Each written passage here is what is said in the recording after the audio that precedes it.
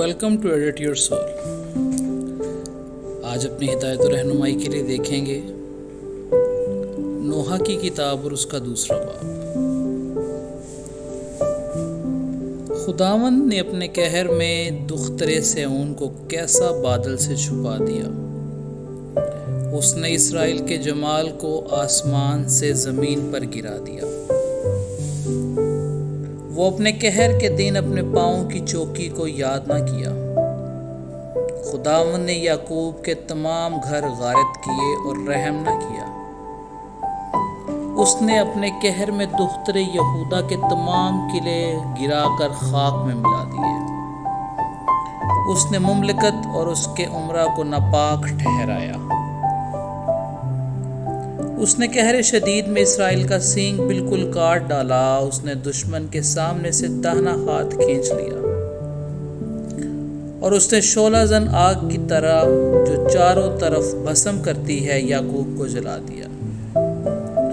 اس نے دشمن کی طرح کمان کھینچی، مخالف کی طرح داہنا ہاتھ بڑھایا، اور دختر سیون کے خیمہ میں سب حسینوں کو قتل کیا۔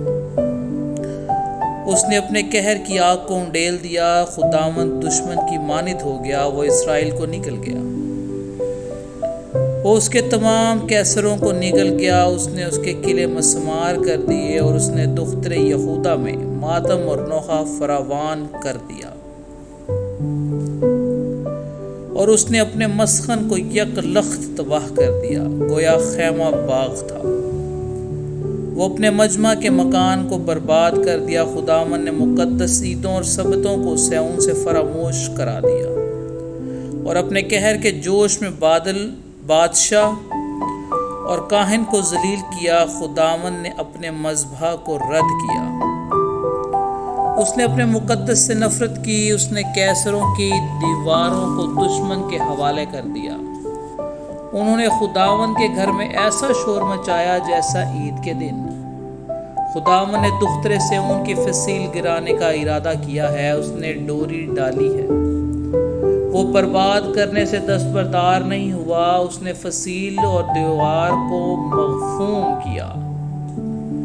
وہ باہم ماتم کرتی ہیں، اس کے دروازے زمین میں غرق ہو گئے۔ اس نے اس کے بینڈوں کو توڑ کر برباد کر دیا۔ اس کے بادشاہ اور امراء بے شریعت اقوام میں ہیں۔ اس کے نبی بھی خداوند کی طرف سے کوئی رویا نہیں دیکھتے۔ دختر سیون کے بزرگ خاک نشین اور خاموش ہیں، اور اپنے سروں پر خاک ڈالتے اور ٹاٹ اوڑھتے ہیں۔ یروشلم کی کنواریاں زمین تک سرنگوں ہوتی ہیں۔ میری آنکھیں روتے روتے دھندلا گئیں، میرے اندر پیچ و تاب ہے۔ میں دختر قوم کی بربادی کے باعث میرا کلیجہ نکل آیا، کیونکہ چھوٹے بچے اور شیر خوار شہر کے کوچوں میں بے ہوش ہیں۔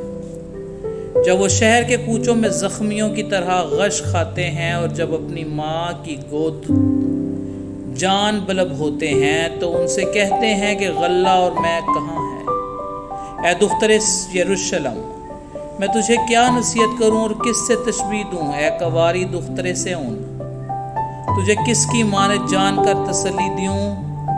کیونکہ تیرا زخم سمندر سا بڑا ہے۔ تجھے کون شفا دے گا؟ تیرے نبیوں نے تیرے لیے باطل اور بیہودہ رویات دیکھی،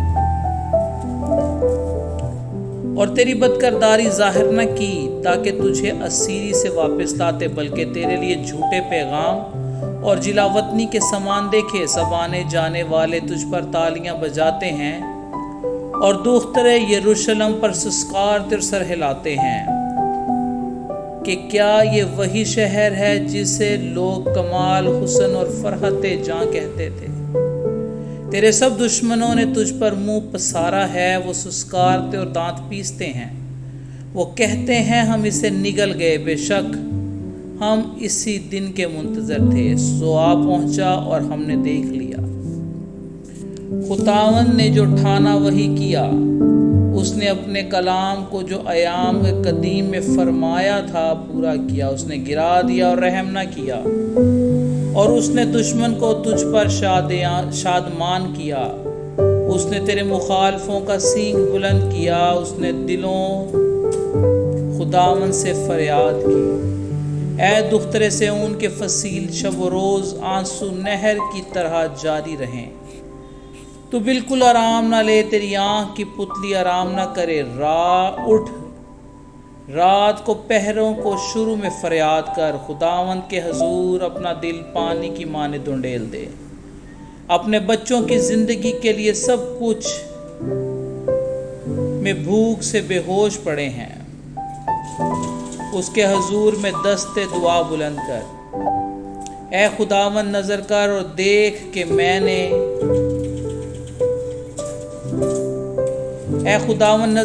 دیکھ کہ تو نے کس سے یہ کیا؟ کیا عورتیں اپنے پھل یعنی اپنے لاڈلے بچوں کو کھلائیں؟ کیا کاہن اور نبی خداوند کے مقدس میں قتل کیے جائیں؟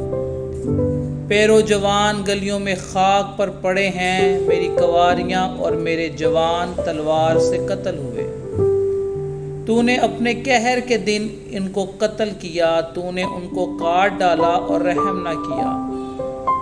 تو نے میری دہشت کو ہر طرف سے گویا عید کے دن بلا لیا، اور خداوند کے قہر کے دن نہ کوئی بچا نہ کوئی باقی رہا۔ جن کو میں نے گود میں کھلایا اور پالا پوسا، میرے دشمنوں نے فنا کر دیا۔